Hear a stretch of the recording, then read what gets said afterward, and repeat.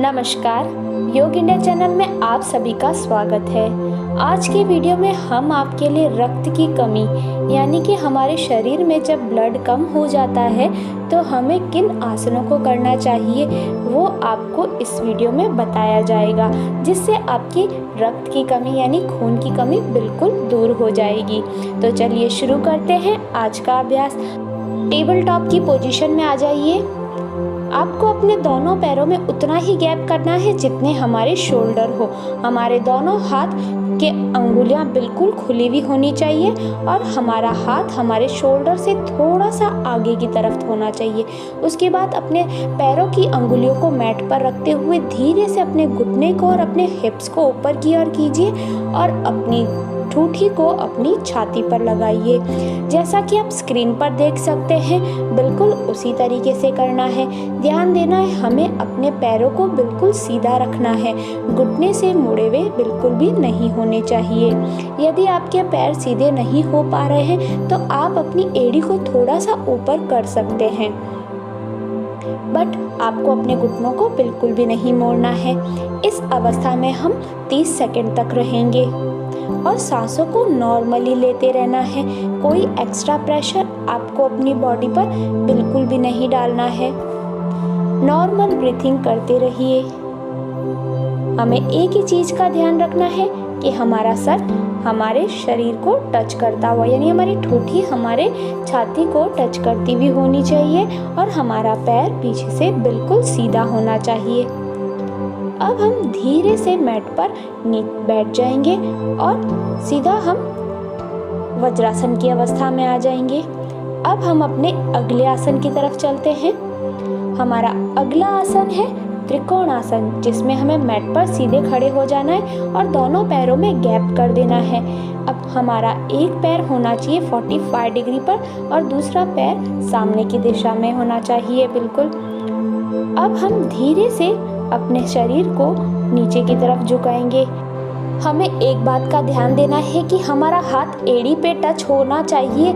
इसके पीछे हम अपने शरीर को नीचे की तरफ नहीं झुका सकते हैं, यानी कि आगे की तरफ नहीं झुकना चाहिए हमारा शरीर। इसलिए जितना हो सकता है भले उतना ही हाथ नीचे कीजिए, पर हमारी बॉडी बिल्कुल स्ट्रेट होनी चाहिए और हमारा दूसरा हाथ हमारे कान पर होना चाहिए।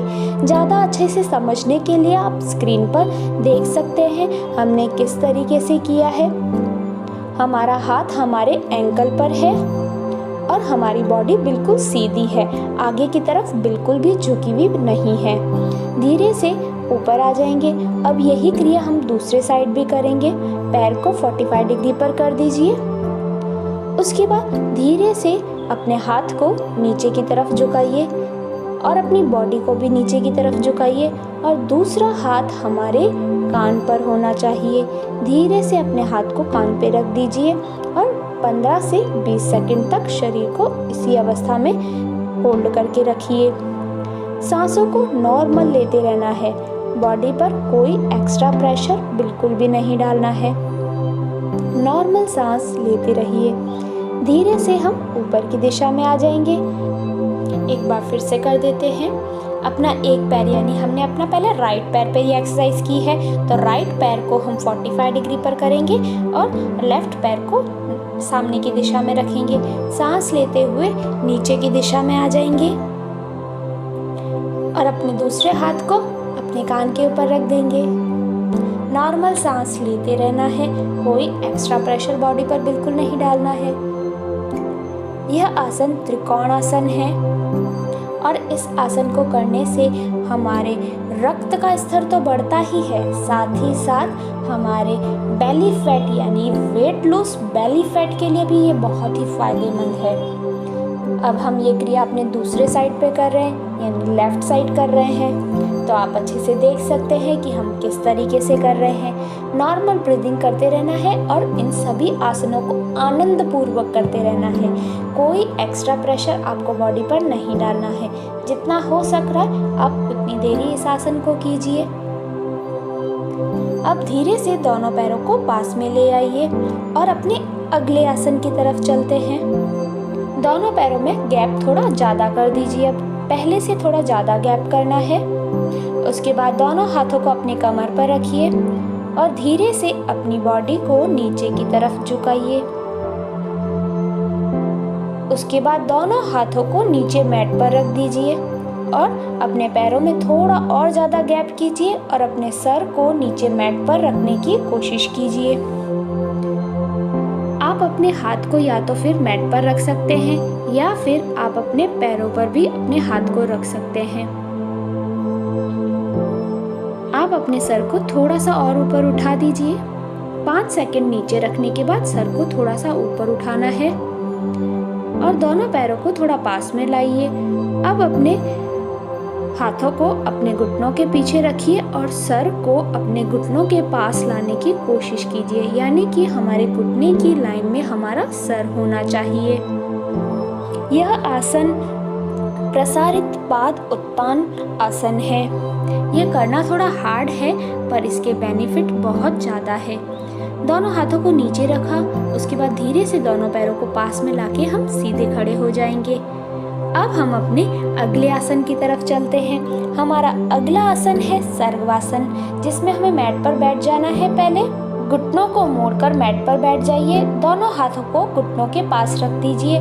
फिर थोड़ा सा जोर लगाते हुए पीछे की साइड जाइए और अपने पैरों को ऊपर की दिशा में करने की कोशिश कीजिए। अपने हाथ की सहायता से यानी हमारे हाथ कमर पर रख देंगे हम और उसके बाद अपने पैर को सीधा करने की कोशिश करेंगे। आपके पैर जितने सीधे हो पा रहे हैं उतना करने की कोशिश कीजिए। नॉर्मल सांस लेते रहना है। यह आसन करने में थोड़ा हार्ड है पर यह आसन हमारे रक्त के स्तर को बढ़ाने के लिए एक रामबाण माना गया है, क्योंकि ऐसा करने से हमारा ब्लड जो है वो हमारे शरीर के ऊपर के हिस्से में आता है।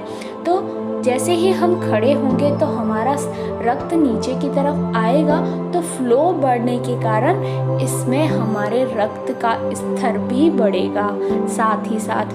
तो इस आसन को आप जितना हो सके उतना करने की कोशिश करें। जितनी देर आप इसे होल्ड कर रख सकते हैं होल्ड करने की कोशिश कीजिए। धीरे से अपने पैरों को नीचे मैट पर ले आएंगे और मैट पर बैठ जाएंगे। एक बात ज़रूरी है, सर्वासन के करने के बाद तुरंत बाद हमें बालासन का अभ्यास करना चाहिए। वज्रासन में बैठते हुए हमारे हाथों को ऊपर की दिशा में करेंगे और सांस लेते हुए शरीर को नीचे की तरफ ले आएंगे और कुछ सेकंड के लिए हम इसी अवस्था में रहेंगे। यह आसन करना बहुत ही ज़रूरी है, क्योंकि यह हमारे ब्लड के जो फ्लो को बढ़ाता है वो नॉर्मल करने के लिए बहुत ही ज़रूरी है, जिससे हम आगे का एक और आसन कर पाएँ और हमारे बॉडी को भी थोड़ा रिलैक्स महसूस करवाता है ये आसन। सीधे हो जाएंगे। अब हम अपने अगले आसन की तरफ चलते हैं। हमारा अगला आसन है विपरीत करनी, जिसमें हमें मैट पर लेट जाना है और दीवार पर अपने पैर को लंबा करना है। इसलिए हम दीवार पे थोड़ा आगे की तरफ खिसक जाते हैं और अपने पैरों को सीधा कर देंगे, बिल्कुल सीधा।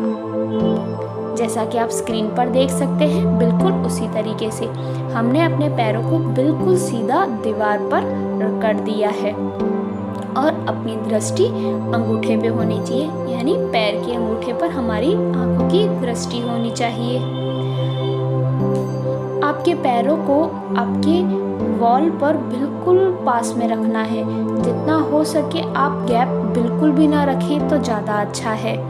और आप अपने पैरों को बिल्कुल सीधा रखें। आपकी दृष्टि बिल्कुल आपके अंगूठे यानी पैर के अंगूठे पर होनी चाहिए और नॉर्मल सांस लेते रहिए।